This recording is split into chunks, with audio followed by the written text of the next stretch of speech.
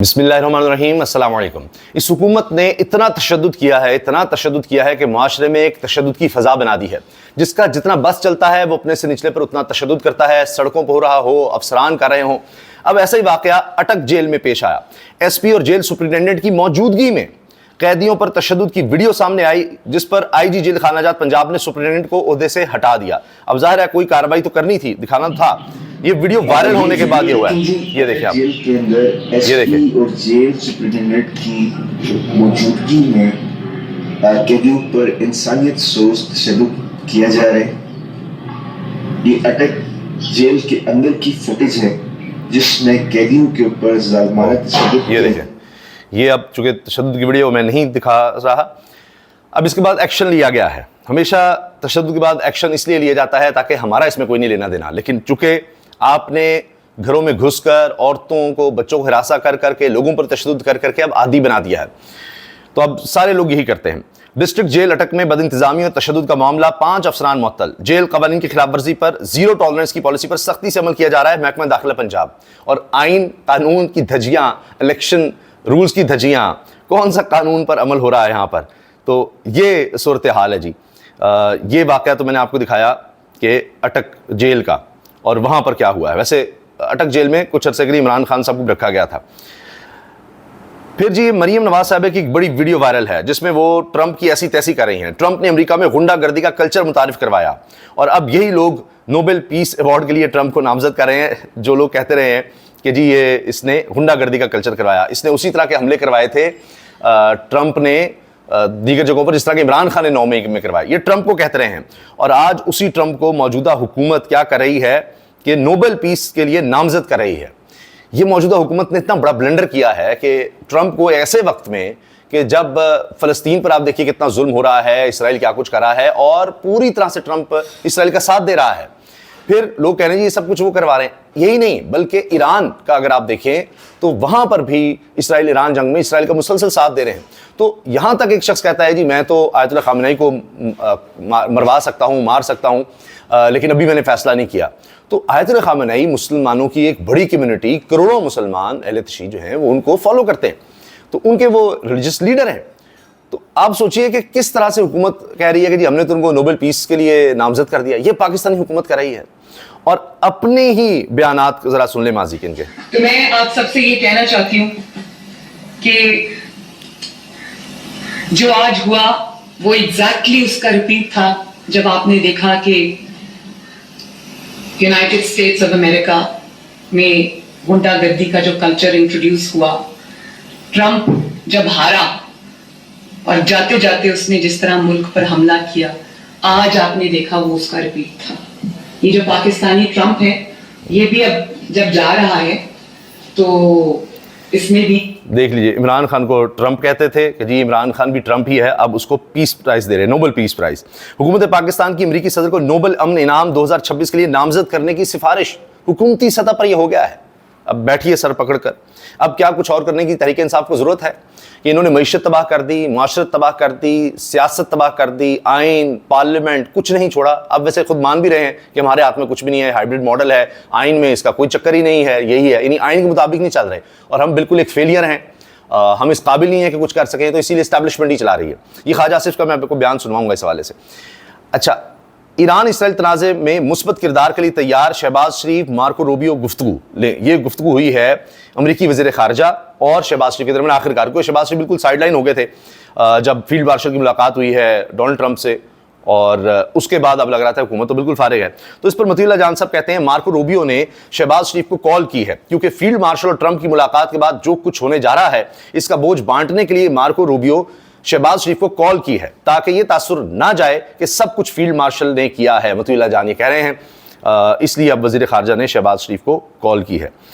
अब ये इंटरव्यू भी जनाब वायरल है ख्वाजा से वज़ीर दिफा का, जिसमें वो कहते हैं कि मैं तस्लीम करता हूँ इस वक्त मुल्क में हाइब्रिड हुकूमत है। मुल्क में ये निज़ाम पहली दफ़ा आया हुआ माफ़ कीजिएगा, अगर ये निज़ाम पहले आ जाता तो बहुत से हादसात से बच जाते। ये एक आइडियल निज़ाम है, ये ख्वाजा आसिफ साहब कह रहे हैं। मगर ये बात भी वाज़ेह है कि आइन में कोई कहीं हाइब्रिड निज़ाम का कहीं कोई जिक्र नहीं है, ये इनका फेलियर है। कि सब कुछ इस्टेब्लिशमेंट कर रही है, ये खुद कुछ नहीं कर सकते, इनके पास सलाहियत नहीं है, कैपेसिटी नहीं है।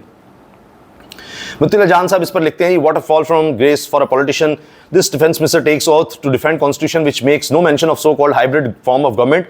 The fact is that this system, not even a hybrid system, but a pure and simple dictatorship with political pygmies at the heels of affairs। ये जी बतीला जान साहब ने कहा है कि ये कुछ भी नहीं है, ये सब फारिग हैं ऐसे ही। और ये हलफ लेते हैं कि आइन की पासदारी का, और देखिए हरकतें इनकी क्या है कि आइन में ऐसा कुछ नहीं है और ये उसी तरह चल रहे हैं। मैं तस्लीम करता हूँ इस वक्त मुल्क में हाइब्रिड हुकूमत है, मुल्क में ये निज़ाम पहली दफ़ा आया है। अगर ये निज़ाम पहले आ जाता तो हम बहुत से हादसात से बच जाते। ये एक आइडियल निज़ाम है, ये ख्वाजा आसिफ साहब ने कहा है।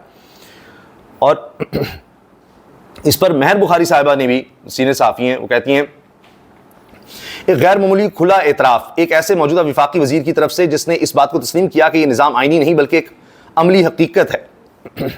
Defence minister calls this hybrid arrangement one that is not constitutionally formalised but it is a de facto formalisation of the situation. यानी आइन में, कानून में इसकी कोई गुंजाइश नहीं है, कुछ आइनी नहीं, कुछ कानूनी नहीं है, ये बस हकीकत पसंदाना है। तो फिर आइन बदल दें, उसमें हकीकत पसंदी ले आएँ। गोया अब आइन महज एक रस्मी कागज़ है और वज़रा को इस पर कोई इतराज़ नहीं। इनका कहना है कि अगर यही मॉडल 90 की दहाई में नाफिज किया गया होता तो हालात बहुत बेहतर हो सकते थे, और क्योंकि हमने ये निज़ाम अपनी मर्जी से कबूल कर लिया है इसलिए अब किसी खुफिया मुदाखलत का खौफ भी नहीं रहा। वाह, तो फिर आपकी गलती है, क्यों नहीं आपने 90 में इसको माना?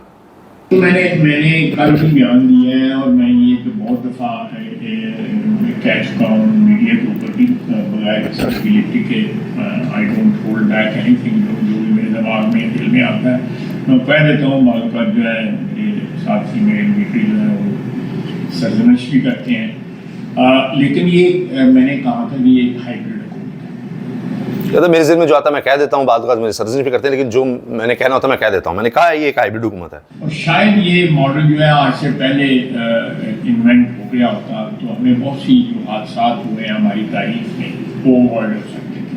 बड़ा देर आए दुरुस्त आए, तो ये पहले हो जाना चाहिए था। ये हैं जी इनके ख्याल। ये पहले उन्होंने अरब न्यूज़ को ये इंटरव्यू दिया। Seen multiple military coups, who understands the downside of too much military power in a country like Pakistan. Does this worry you at all? No, it doesn't worry me. And I tell you what, this is a hybrid model. It's not. Arab news को भी, international इदारों को भी ये यही interview दे रहे हैं कि जी हमारे यहाँ आइन के मुताबिक नहीं, हाइब्रिड निज़ाम के मुताबिक चल रहे हैं। आखिर में सुनिए, अब अमेरिका से खान साहब की रिहाई के लिए दबाव नहीं आएगा। खान साहब के नादान दोस्त कुछ गलतियां ना करते तो ट्रंप के आने के बाद आज खान साहब एक आज़ाद शहरी होते, मुशाहिद हुसैन सैयद साहब ने कहा है। और यही वो शख्सियत हैं जो इंटरनेशनल इस्टेब्लिशमेंट को समझते हैं और चाइनीज़ इस्टेब्लिशमेंट जो भी हो उनके साथ काम करते हैं। तो ये वो शख्स थे जो सबसे पहले कहा था जी एक फ़ोन कॉल आएगी और उसके बाद इमरान खान को रिहा करना होगा, लेकिन अब ये कहते हैं कि नहीं, वो होना था मगर हुआ ये कि कुछ नादान दोस्तों की वजह से सारी खराबी हो गई।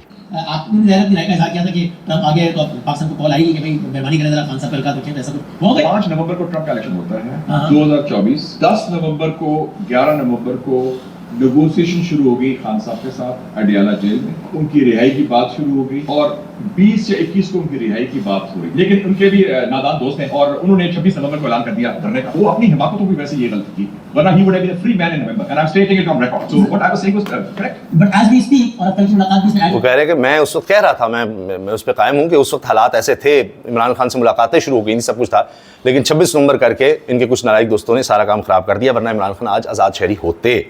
ये हैं जी जनाब मुशाहिद हुसैन सैयद साहब कि जो आप कह रहे हैं जी अब इमरान खान की रिहाई का फिलहाल कोई इम्कान नहीं, मगर कि ये भी कहते हैं कि यहाँ कुछ पता नहीं होता, एक लम्हे में कुछ भी बदल जाता है, एक खबर, एक वाक़या सब कुछ बदल देता है। इजाज़त दीजिए, अल्लाह हाफ़िज़।